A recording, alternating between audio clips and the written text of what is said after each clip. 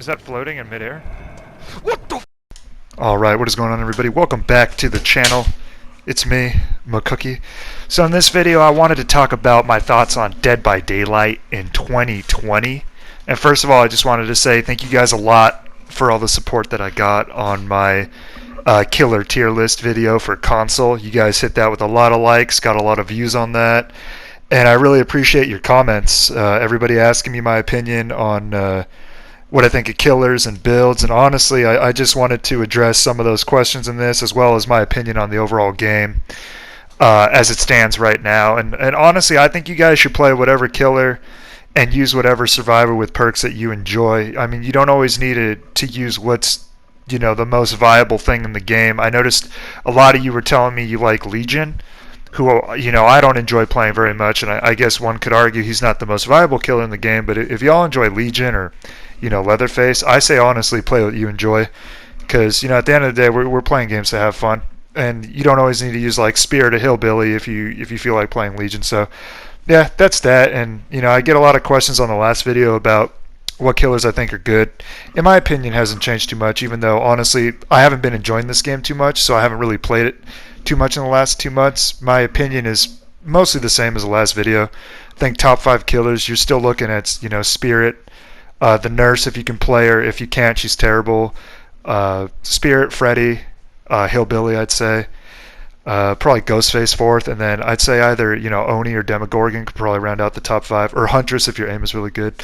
But enough about the previous video. Just wanted to give you guys a huge thanks, and I hope everyone's doing good with what's going on right now. Hopefully this video gives you a little entertainment if you're bored at home a little bit. So in this video, wanted to talk about why I haven't been playing Dead by Daylight that much in the last 2 months. I haven't actually been playing it at all. Warzone Battle Royale came out. I'm sure you guys have all heard of it, and I really got into that, and I really enjoy playing it. And for me, it hit a lot of the high notes that Apex was kind of missing for me.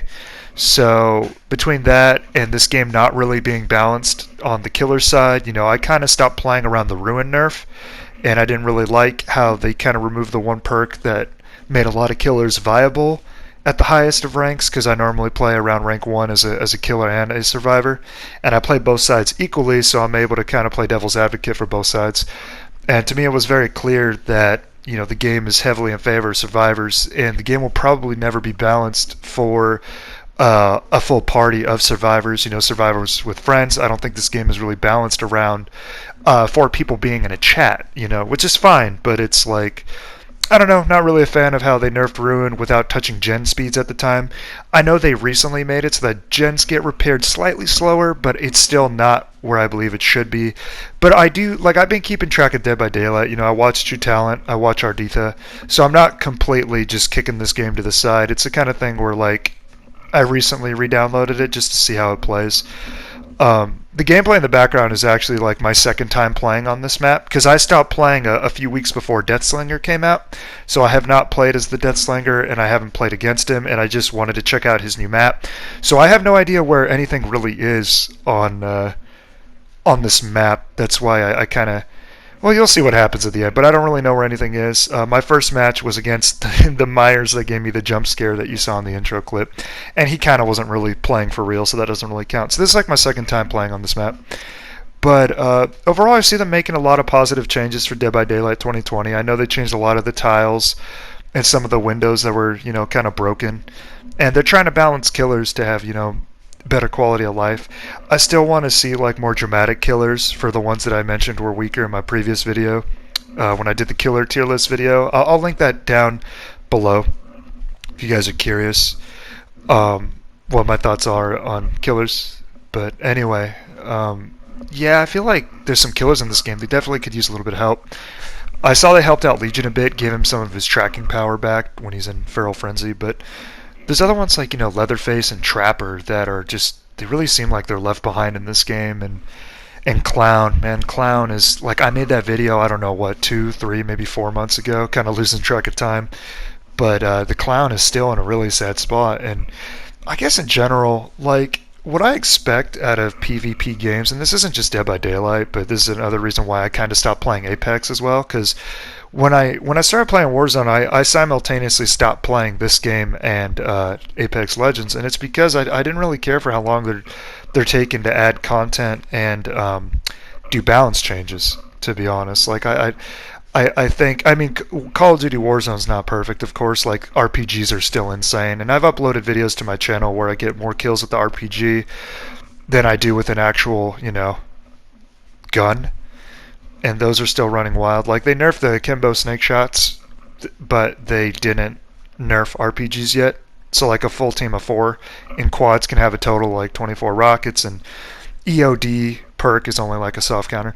My bad, I'm talking about a bunch of different games. Like, on this channel, I'm not focused on just one game. I kind of do variety. I just play what I enjoy, and I upload clips I think are fun to watch or cool, and I give my opinion on it every once in a while, like I am in this video. But I feel like I was a little bored and disappointed.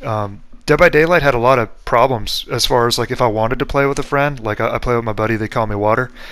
Him and I would have to wait like forever to get into a game. Once we hit like red, purple ranks, queue times take a long time, and they still kind of do. I don't know why the matchmaking went to crap. Maybe a lot of people kind of left this game. But yeah, it's weird. And I don't know why, but like, believe it or not, I've played this game on mobile. And it actually feels like it almost runs smoother on mobile than it does on PS4, which is kind of ridiculous. Like, my phone doesn't get too hot and stuff. Like, meanwhile, I play this game on my PS4 and it sounds like it's about to explode on me or something. Sounds like a car that's driving on like max RPM and needs an oil change or something. Like, it's rough. Like, I have to like apologize to my PlayStation and pat it on top. Sorry I'm playing this game. But deep down I still like it. I don't know if I'm making a full comeback to it yet. There's a lot of good games out. I got Animal Crossing for the Switch, and I'm kind of obsessed with that game. Like, that game is just ridiculously fun. If you guys have a Switch, like, Animal Crossing's a no-brainer. Probably the best Switch game that's come out so far. And if you don't have one, then don't buy one for $600. Just wait for the price to come back to normal. I mean, it's good, but it's not worth paying double for a Switch. But yeah, I mean, with Dead by Daylight, I might come back more into it. I'm just kind of on the fence. I'm waiting for some more dramatic changes. I think we're due for a new killer pretty soon. So if that killer's actually fun looking and pretty cool, and if the survivor looks pretty cool, I'll definitely check him out. Deathslinger looked kind of like a worse huntress to me, although I can't really give an opinion because, like I said, I haven't played the character. But I want them to add something like new and original, or do something really cool with like an actual licensed killer. I know I heard rumors of Pennywise. I don't know how that would work, having 2 clowns in the game, but I guess we have 2 stalking killers in the game with Miguelito Myers and Ghostface teabagging James. So I guess it could work, but I've been kind of disappointed up until recently with where Dead by Daylight has been going as far as balance goes. Because I side more on the survivor side, but I don't like it when games are piss easy because generators get done super fast. And it feels like with Ruin gone, the game is a lot easier now. Because, like, I personally never minded Ruin skill checks, but they did noticeably slow the game down to a balanced extent because the RNG on the totems was usually pretty bad. Like, at most, we're talking, it would buy the killer maybe 1 hook before a gen or 2 was popped, if you're even that lucky. Like, the amount of times that I spawn on the Ruin totem is pretty ridiculous as a survivor. But that 1 generator time difference that it saves you is a lot of times the difference between a killer winning the game and the survivors being bored because there's no real contest. So, I don't know. Definitely, some of you guys were asking me what perks I think are good for killer right now. Definitely Corrupt Intervention in the place of Ruin. I think you guys should be running. Pop Goes the Weasel is amazing. Monitor and Abuse has been an overrated killer perk for a very long time. I think it's great on killers that definitely have range in their kit, so basically Plague, Deathslinger, Huntress. That extra set of feet that you get on somebody where they let their guard down because they're taking a bit longer to pick up your heartbeat detection from the Monitor and Abuse, I feel like that really lets range killers shine. And Clown as well. It also lets you close the distance a little easier on Clown. Maybe get a gas grenade off on people that you normally wouldn't be able to get off. But once you gas them with Clown, then that's when you start crying because you can't really do anything else. But yeah, I guess this video turned into like a general channel update. I've been playing Animal Crossing a lot, been playing Warzone a lot. I really like both. Warzone is not perfect. It's far from perfect, but I have another video that I'm planning on doing comparing Warzone to Apex Legends, because anyone who's been on my channel before knows that I was until recently a hardcore Apex Legends fan, but they did some questionable things on the balance side too. I mean, I play a lot of the characters. I have at least like over 1,000 characters on 1,000 kills on half the roster, and Pathfinder was by far one of my favorite characters to use in a hero-esque first-person shooter. I think the grapple was amazing, and then I found out that it was nerfed a couple days ago to like 35 seconds, which is kind of ridiculous. You know, I haven't played Apex in forever. I never thought Pathfinder was that OP.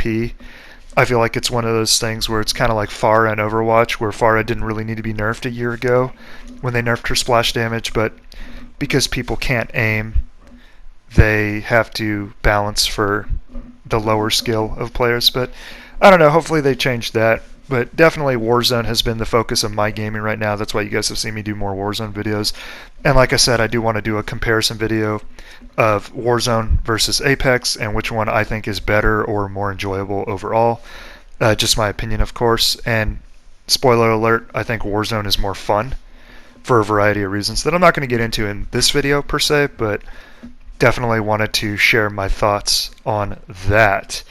But that's mostly what I had for you guys. I haven't done a commentary update. Right there I died right before the hatch. Like, I heard it open, but I didn't know where it was because I barely have... I have like 4 minutes on this map prior to this game that I played. I'm basically just giving you guys a small update on how I feel on Dead by Daylight 2020. Not where I'd like it to be, but I feel like it's slowly getting there. I might check out the new killer and the new survivor and see if that's any fun. And also just wanted to give you guys a huge thanks again for all the support on the killer tier list video. And if you guys have more questions on that one, feel free to hit me up and let me know. And yeah, honestly guys, use whatever killer you want that you find enjoyable, and you know, use whatever survivor you want. A lot of the survivor perks are pretty well rounded and powerful. You know, my favorite is kind of what I'm using in the video right now. My 3 favorite perks are Dead Hard, probably my favorite perk in the entire game when it works properly, as well as Decisive Strike and Iron Will. And then the 4th perk, I feel like I never really know what to use. I've been slapping on Spine Chill because it's pretty fun against the stealth killers. But basically, guys, that's all I had for you. Thank you so much for watching. Stay safe out there, and I'll catch you on the next one. MCKOOKIE out.